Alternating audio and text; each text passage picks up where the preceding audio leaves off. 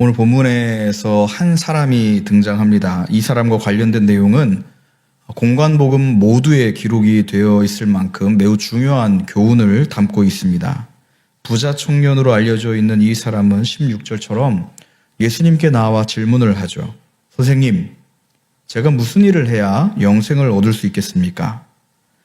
예수님과의 대화 속에서 나타나는 이 청년의 이전의 삶은 겉으로 보기에는 어느 정도 율법에 열심히 순종하던 삶이었습니다.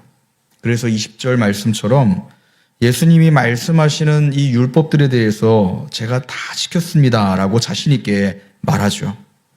아마도 이 청년은 구원을 위해서, 영원한 생명을 위해서 율법을 순종하는 과정 중에 뭔가가 부족하다라고 여겼던 것 같습니다. 뭔가 모를 공허함과 결핍을 느끼고 주님께 해답을 얻기 위해서 찾아온 것이죠. 그런데 여러분, 이 부분을 잘 이해해야 합니다. 부자 청년은 선행이라는 공로가 있어야 영생을 얻을 수 있다라는 율법주의적인 신앙관을 가지고 있습니다. 그래서 주님께 찾아와서 질문을 하는 거죠. 주님, 제가 어지간한 말씀들을 다 지켰는데 그럼에도 뭔가가 부족한 것 같습니다. 제가 또 어떤 율법에 순종해야 구원을 받을 수 있겠습니까? 라는 것이죠. 이에 주님께서 대답하시기를 17절 후반부부터 19절까지를 보시면 영원한 생명을 얻기 위해서 율법에 순종해야 하는데 살인하지 말고 간음하지 말고 도둑질하지 말고 거짓 증언하지 말고 등등등 이웃 사랑과 관련된 말씀을 주십니다. 여러분, 여기서 예수님의 이 답변을 들으면서 약간 이상함을 느끼셔야 맞습니다. 영생을 얻기 위해서 이러이러한 계명들을 지켜야 한다는 것은 인간의 선행, 즉 부모를 공경하고 이웃을 사랑하는 이러한 공로가 마치 구원의 조건이 된다는 것처럼 보여집니다. 지금 주님께서 잘못된 구원론을 가르치시는 것일까요? 부자 청년은 이 계명들을 내가 다 지켰습니다 라고 말합니다. 그런데 예수님의 말씀은 여기서 끝나지 않죠. 21절, 22절 말씀을 보시면 예수님은 더 나아가서 너가 가지고 있는 그 모든 소유를 팔아 가난한 자들에게 나누어 주고 너는 나를 따르라 라고 말씀합니다. 이 말씀 역시도 자신의 모든 소유를 되팔아서 가난한 자들을 돕는 이웃사랑, 행위를 통한 구원을 강조하는 것처럼 보여집니다. 그런데 여러분, 정말 예수님께서 믿음으로 말미암아 구원을 받는다라고 하는, 믿음으로 말미암아 의롭게 된다라고 하는 이신칭의의 구원을 가르치시는 것이 아니라 사람의 행위나 사람의 공로로 인하여 구원을 받는다는 것을 강조하시는 것일까요? 여기를 오해하시면 안 됩니다. 우리나라 말을 보면 잘한다라는 표현이 있죠. 진짜 잘할 때 너 참 잘한다 라고 말하고요. 또 반면에 이것을 좀 비꼴 때 아이고 잘한다 라는 표현이 있지 않습니까?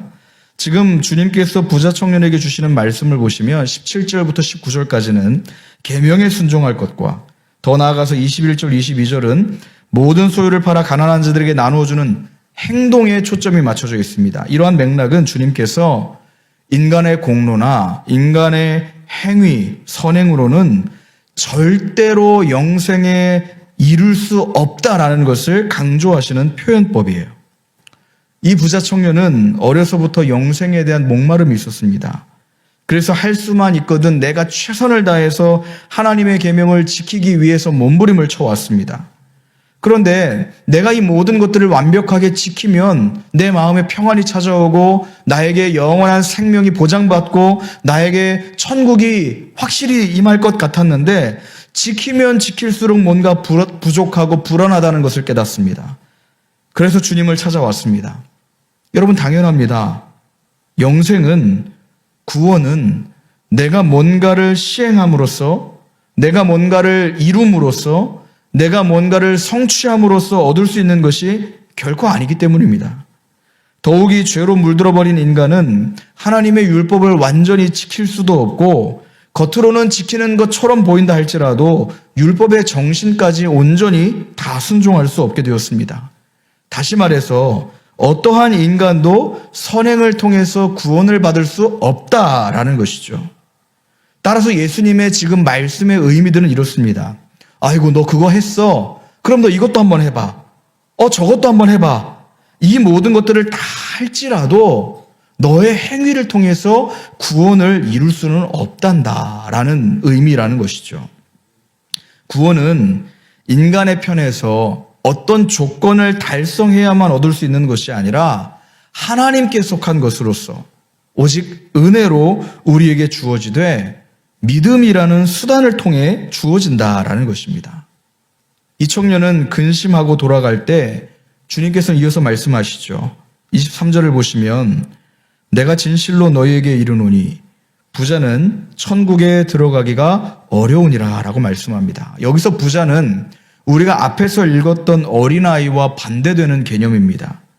단지 어린아이는 순진함이나 순결함을 상징하는 것이 아니죠. 당시 사회에서 어린아이는 능력도 방어도 자신의 인생에서 원하는 것을 이룰 수 있는 어떤 가능성도 없던 존재였습니다. 어린아이는 오직 아버지의 돌봄 아래에서 자라가는 자들이었고 아버지의 그늘 아래에서 쉼을 얻는 존재들이었습니다. 어린아이처럼 된다는 것은 부족한 것을 풍족하게 공급하시는 하나님을 영접할 수 있도록 만들어줍니다. 또한 어린아이처럼 되는 것은 영원한 생명이 내 안에서 이루어질 수 없음을 깨닫고 하나님의 긍휼과 자비만을 붙드는 자들이죠. 그러나 부자는 어떻습니까? 자신의 능력으로 모든 것들을 충족하려고 합니다. 내가 가진 것들을 사용해서 가난과 고난으로부터 자신을 지키려고 하고 내가 가진 것들을 통하여서 내가 원하는 것을 얻으려고 합니다. 이것을 설명하시기 위해서 주님은 한 비유를 들어서 말씀하시는데 이 비유는 그 심각성만 아니면 이를 듣던 많은 사람들의 웃음을 자아낼 법한 내용이었죠. 그 내용이 무엇입니까? 낙타가 바늘귀로 들어가는 것이 부자가 하나님 나라에 들어가는 것보다 쉽다라는 것이었습니다. 이 말씀은 부자가 천국에 들어가는 것이 불가능하다라는 것이 아니라 매우 어렵다라는 사실을 강조합니다. 이 구절에 대해서 여러 가지 이 견해들이 있지만 이 시간 다 다루진 않겠습니다. 중요한 것은 그 해석이 어찌 되었든 간에 이러한 예수님의 말씀이 듣던 청중들에게 매우 큰 충격을 가져다 주었다라는 사실이에요. 왜냐하면 구약에서 물질의 풍요로움, 다시 말해서 돈을 많이 버는 것, 부자가 된다는 것은 늘 하나님께서 주시는 복으로 연결되어 왔기 때문입니다. 예를 들어서 아브라함은 하나님을 경외하여 그 순종에 대한 보상으로 부를 누렸습니다. 또한 시편 112편에서도 하나님을 경외하며 그의 계명을 즐거워하는 자들에게 부와 재물의 복이 주어진다라고 말씀합니다. 이러한 의미를 따라서 구약 사람들은 부자란 하나님께서 주시는 이 축복을 많이 받은 사람들, 그들이 바로 부자다라는 것으로 여겨왔다라는 것이죠. 그런데 지금 주님께서는 이렇게 하나님의 복을 많이 받은 사람들조차 천국에 들어가기 어렵다니, 아니 그렇다면 도대체 누가 천국에 들어갈 수 있단 말인가? 라고 탄식합니다. 이는 그 누구도 구원을 받을 수 없다라는 것을 표현하는 것이었어요. 그러나 주님도 말씀하십니다. 26절을 보시면 사람으로는 할 수 없으나 하나님으로서는 다 하실 수 있느니라 라고 말씀하시죠. 사람은 자신의 힘과 능력으로 구원을 이룰 수가 없습니다. 구원은 오직 하나님의 절대 주권의 사역이기 때문에 그렇습니다. 영생을 얻는 비결은 자신의 힘과 능력을 의지하여 뭔가를 이루려고 하는 율법을 지키는 것에 있는 것이 아니라 오직 예수님을 믿는 믿음밖에 없다라는 것이죠. 갈라디아서 2장 16절 말씀, 갈라디아서 2장 16절 말씀을 좀 글씨가 작은데 우리 같이 한번 읽어봤으면 좋겠습니다. 시작. 사람이 의롭게 되는 것은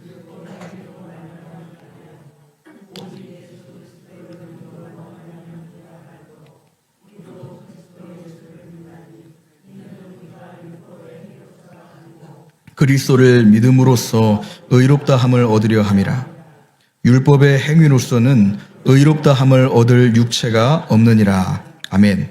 다시 말해서 우리가 의롭다함을 얻는 것, 우리가 영원한 생명을 받는 것, 우리가 구원받는 것, 우리가 천국에 가는 것은 사람의 행위에 의한 것이 아니라 사람의 공로에 의한 것이 아니라 오직 우리 주 예수 그리스도를 믿는 믿음밖에 없다라는 것이죠. 설교단에서 말씀을 전하고 있는 저 역시도 하나님께서 구원을 저의 어떤 행위나 공로에 근거하지 않고 오직 은혜로 베풀어 주셨다는 이 사실에 얼마나 감사한지 모릅니다. 왜냐하면 제가 제 자신을 잘 알잖아요. 악하고 게으른 저는 하나님께서 어떤 구원을 이루기 위한 조건을 제시하셨다라고 할 때 그것을 도무지 지킬 수 없다라는 것을 너무나 잘 알기 때문에 그렇습니다. 어쩌면 이 자리에 앉아있는 여러분들도 동일하실 것 같습니다. 우리의 힘으로는 하나님께서 제시하시는 어떤 기준을 지킬 수가 없어요. 그러므로 누가 구원을 받을 수 있습니까? 어린아이와 같은 자들이에요. 내가 나의 영원한 생명을 위해서 할 수 있는 일이 아무것도 없음을 깨닫고 전적으로 아버지의 긍휼과 자비하심만을 붙들고 의지하는 자들입니다. 내가 이룰 수 없음을 깨닫고 오직 하나님이 주시는 은혜만을 사모하는 자들이죠. 우리 주 예수 그리스도를 믿는 믿음으로 하나님의 자녀된 여러분, 우리가 구원을 받은 것에는 결코 인간의 선행이나 공로가 들어가 있지 않고 전적으로 하나님의 은혜로 주어졌음을 믿으시기를 바랍니다. 에베소서 2장 8절 말씀에 너희는 그 은혜에 의하여 믿음으로 말미암아 구원을 받았으니 이것은 너희에게서 난 것이 아니요 하나님의 선물이라 라고 말씀합니다. 무한하신 하나님의 은혜를 내 공로로 취하려는 악을 저지르지 마십시오.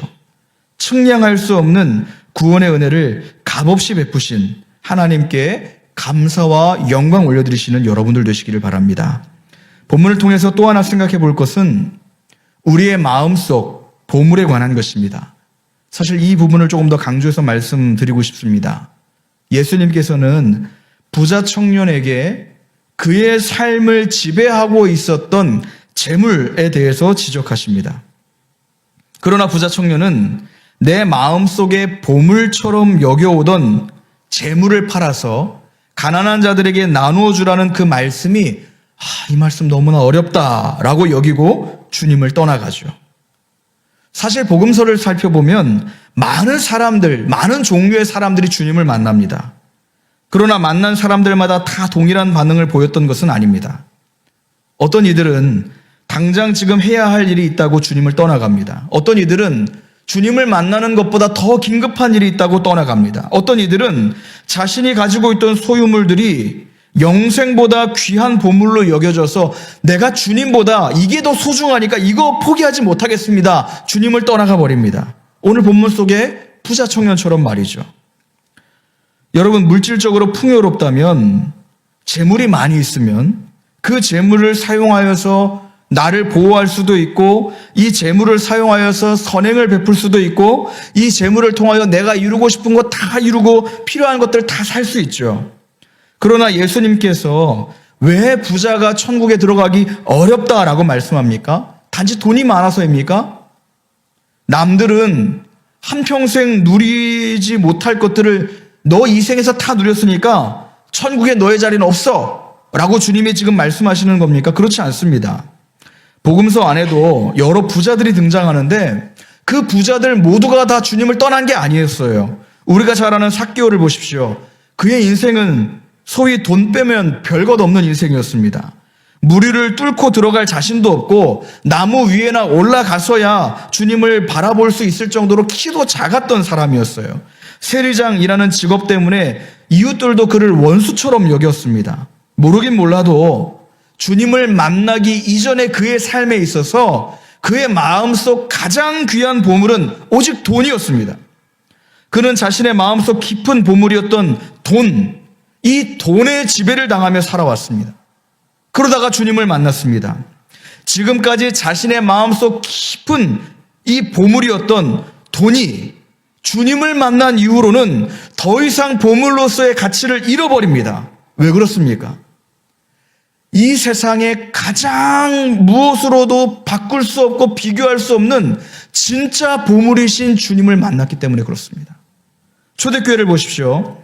믿는 무리가 한 마음과 한 뜻이 되어서 모든 물건을 통용합니다. 자기 재물을 조금이라도 자기 것이라고 하는 사람이 없습니다. 또한 바나바라고 하는 이 부자였던 요셉 역시도 자신의 밭을 팔아서 교회 앞에 헌금을 합니다. 어떻게 이런 일들이 일어납니까? 그들이 세상 무엇과도 바꿀 수 없는 가장 귀하신 보물 예수님을 만났기 때문에 그렇습니다. 그러면 오늘 본문에서 젊은 청년이 왜 근심하면서 주님을 떠나갑니까? 자기 마음에 있는 그 보물, 돈을 주님보다 더 사랑했기 때문입니다. 그 보물로 인하여서 주님보다 자신의 가능성을 더 신뢰했기 때문입니다. 눈앞에 계시는 진짜 보물이신 예수님보다 돈을 더 사랑했기 때문이에요.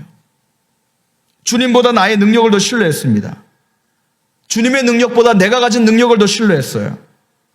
주 안에 사랑하는 성도 여러분, 내 무엇으로도 능히 이룰 수 없는 구원의 은혜를 입었음에도 불구하고 예수를 만나기 이전에 나의 삶을 지배하였던 마음속 보물들로부터 여전히 벗어나지 못하고 주님을 만났음에도 불구하고 그 보물을 주님보다 더 사랑하고 있다면 여러분, 그것은 은혜 받은 자의 모습이 결코 아닙니다. 세상 가장 귀하고 세상 가장 소중한 그분을 위해서 내가 가장 사랑하고 귀하게 여긴던 것들을 포기하고 양갈래의 선택의 기로에 놓였을 때 주저하지 않고 예수님을 따라 나서는 것이 바로 하나님 나라의 백성의 모습이 아니겠습니까? 우리 주 예수 그리스도야말로 가장 귀하신 보물이기 때문에 그렇습니다.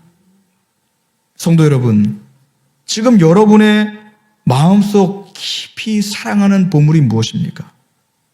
여러분 마음속에 가장 귀하게 여기고 내가 이것을 생각할 때 가장 기쁘고 내가 이것과 함께 있을 때 가장 즐겁고 내가 그것을 더욱더 움켜쥐기를 원하고 내가 그것을 하루 24시간 동안 가장 오래 묵상하고 생각하고 내가 그것을 떠올릴 때마다 행복한 그 보물이 무엇입니까?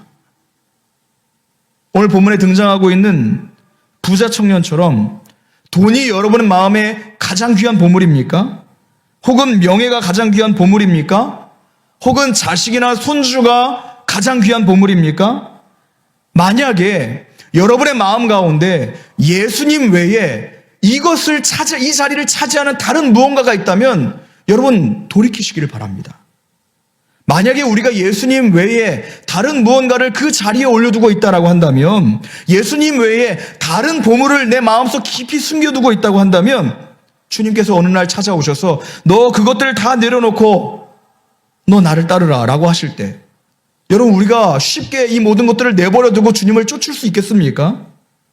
어쩌면 그 상황에서 우리도 부자 청년처럼 근심할 수밖에 없을지 모르겠습니다. 하나님께로부터 측량할 수 없는 은혜를 입은 여러분, 반드시 기억하시길 바랍니다. 우리가 이 땅을 살아가면서 그리스도를 아는 것보다 더 귀한 것이 없습니다. 그리스도를 얻는 것보다 더 중요한 것이 없습니다. 그리스도를 알아가고 경험하는 것보다 우리에게 더 긴급하고 중요한 것은 없습니다. 이것은 우리에게 결코 빼앗기지 않는 영원한 생명과 연결되기 때문에 그렇습니다. 오늘 말씀을 기억하며 여러분 자신에게 한번 질문해 보십시오. 지금 여러분에게 우리 주님보다 더 귀하게 여기는 보물은 무엇입니까? 우리 주님보다 더 신뢰하고 우리 주님보다 더 사랑하고 우리 주님보다 더 의지하는 무언가가 있다면 그것은 바로 여러분 마음의 보물입니다. 여러분 마음속에 떠오르는 그 보물을 우리 주님과 바꾸십시오. 부자란 다른 게 아닙니다. 돈이 많은 사람이 부자가 아니에요. 그리스도 외에 신뢰하거나 그리스도 외에 사랑할 만한 많은 보물을 가진 자들이 오늘 본문에 등장하는 부자 청년입니다.